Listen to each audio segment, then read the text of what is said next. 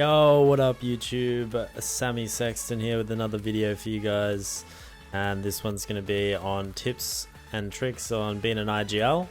And we had a Twitch stream last night, and you guys were sort of suggesting that it'd be a good idea to create a video with everything that I've learnt over the course of my Counter-Strike career being an IGL. Now, I'm not going to go too into depth. I'm just going to cover like the basic need to know fundamentals, keep it short and sharp. And if you're looking to get into being an IGL, then you know this would help you out. That's kind of where I'm going with this video. So the first thing I would recommend is like go into it knowing that it's going to be hard, because it's the hardest role in my opinion. Nobody else has as much work to do than an IGL. People can just show up, they can do their own personal training and shit, but as an IGL you have more training on top of that. So it's like a workload intensive thing. It's also hard in the sense that you've got your current team or the team that you're going into, and as an IGL, if you're going into other teams, it becomes a lot more difficult to find a home with those teams based on the fact that you have a certain style. And whether or not these new players in the team that you go into, this new team, agree with that style or aren't used to that style, because everyone's got an opinion about how the game should be played, and each person's is vastly different to the other people.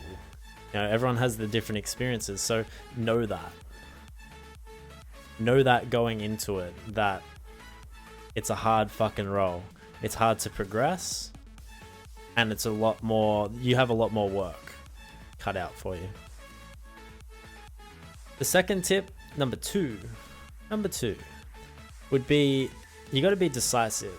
So I was talking about this last night. When you first start being an IGL, it's really difficult. I know when I first started being an IGL, you have to face it. You're gonna suck for a while. Like, you got to bite the bullet. Your team has to know that if you've never IGL'd before, you're gonna suck for a bit. You know, you'll be pretty shit. So expect that. Expect that you're not always going to make the right calls. You might be guessing a lot of the time, and that's fine. But be decisive. Don't go telling a fucking story about, yo, I want Jimmy to come up mid, and I want you to smoke mid to B, and then Mr. Powerade, I want you to go over there and go up to up. No, don't do any of that shit. You want to demand of your players what you need and what you want, and be decisive about it. Accept the fact that when you're first starting, you're going to make bad calls, and some of the time you're going to be guessing. It's how you get started. But the more decisive you are, the better off you'll be. So, for instance, for a mid to B strat, I eventually, over time, I stopped telling particular players to do particular things, because it would take like 15 seconds to pull out a mid-round strat. So I'd be like, yo, I want mid to be smoked, and I want 3 people to go uppers, 2 people to go through mid doors, and a flash over. And that's it. Like, what's that, 2 seconds? 2 seconds and there's the whole strat. Instead of going into detail, and I don't even ask if people have smokes or flashes when I did it. If people didn't have them, then they'd say it, and then I'd change the strat accordingly. I'd just demand what I wanted. And that also kind of ties in to calling on the fly. So you call a strat and you need to change it halfway through a round. Or you call like, I want short control on Dust 2, and then you got to call another strat. The ability to do that comes from reading the game, which comes from experience. So like, your players should be feeding you information anyway, like, oh yeah, there's 2 flashes on A, there's 2 people on A. You get 1 kill on A, and then you can sort of assume where everybody else is, and in a way it's like an educated guess, and there's logic behind it rather than just flat guessing. So you can call a strat mid-round. But in order to do that, you got to be decisive and demanding and quick. So definitely work on those traits. You don't have to work on all of them at one time. They'll just sort of come with time. If you start being decisive and you start being like really articulate and quick, all these other points will come along with it, with the experience that you get from being an IGL. So the next one is you kind of have to be a student of the game. So you're continually learning metas, you're continually learning strats, and finding out what your players are like in certain positions and understanding things. So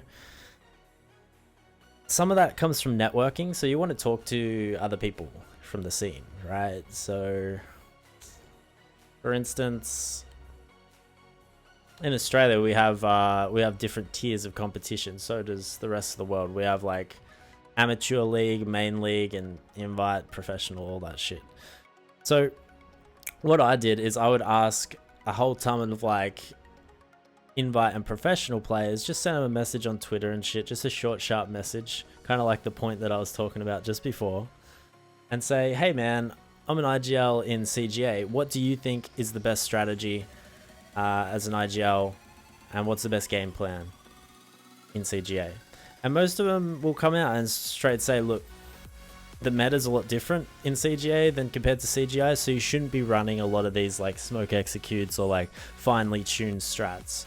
What you need is like a default, and you need a rush strat, and then you go from default into rush strat. Sometimes you just go flat rush strat, but keep switching up the tempo. You know, you get these answers and they're so consistent right across the board, which is why I think a lot of IGLs go wrong. They take these super complex strats off YouTube, or, you know, spend hours making these like crazy ass strats. Yet you could just message someone who's been in CGA and has got out of it, and obviously done that successfully to get to that level, and just implement those ideas, implement those tips into your thinking, you know? And I think that's like the secret tip that I hear nobody talking about. Talk to the pro players, see how they went about their business in CGA to get out. Super important. The next thing would be leadership. So you don't really need to have like specialized CSGO leadership. It's just leadership in general. So if you Google search how to be a great leader or leadership qualities and shit, all of it applies to CS. So you can pretty much just do that on your own one day. Like just set, you know, a couple hours aside, write down some shit, get your leadership qualities and stuff. The other big thing, this is huge, and everybody loves it. Everybody fucking loves it. Positivity. So it's hard, man. It's hard because as an in-game leader, you have like the most responsibility, right? Like you're responsible for the whole team. Not how they perform, but how the rounds play out. There's just like a certain level there. It can be frustrating if you're calling all the right strats, but your players aren't performing, and all sorts of scenarios that can really make you feel negative inside. The trick is not to release that and not feed on that. You want to be as positive as possible, you know? When you win rounds, when you lose rounds, pick out something positive, say, oi, fucking Jimmy, nice pick on B site there, or some shit like that. Like, always find the positives. It really gets a team working together and like fired up, man. It inspires a team, especially when you're down, you know, fucking 10-0, and you still got like a positive IGL.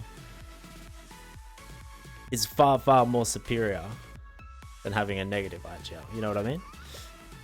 That was just my style. I tried to be as positive as possible. Probably the last point that I'm going to touch on here is be transparent, be honest. Like when you fuck up, when the team fucks up, just be honest about it. Leave your ego at the door, and yeah, your players will respect you for it. If you have an honest leader or an honest IGL, it makes things work a lot better, because at the end of the game, when you're like discussing what could have gone right, what went wrong, what could have been done better and stuff, people will value your opinion a lot more because you're honest and transparent. Because you can say, look, I fucked up, I called the wrong strat, or I fucked up, I shouldn't have made that play, I shouldn't have peeked there. You know, being completely transparent and honest, and you'll sort of gain respect for that, because there's no bias. You don't have a predisposition on certain things, you know? So be transparent, be honest, And just know, as the last point, the last one, number 5, IGLing is like the funnest and most rewarding shit ever, but it's also true in reverse. So just know, man, it's tough. It's tough out there in Australian CS or wherever you're at as an IGL. It's a tough role, man.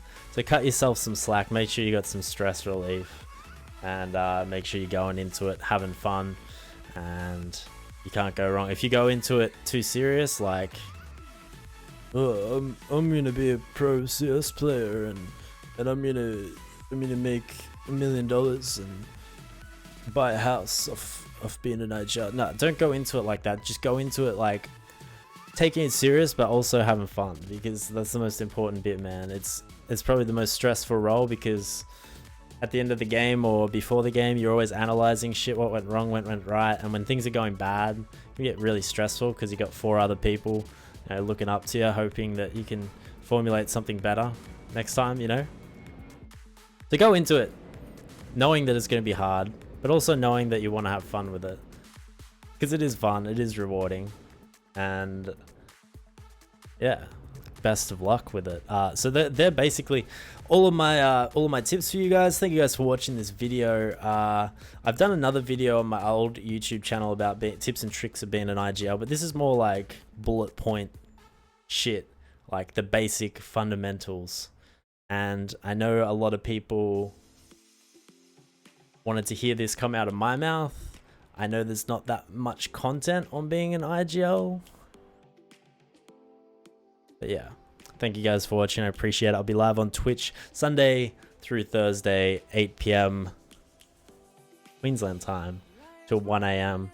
You can catch me on the Twitch, on the Twitter, and on the YouTube. Thank you for watching. I'm blabbing on a bit here, but yeah, peace out, guys. Hope you have a good day, and yeah, best of luck with the IGL stuff. If you need any help, let me know anywhere on social media. I'll be more than happy to help out, because it's tough out there in the field, man. You know what I'm saying? All right, peace out. Have a good one.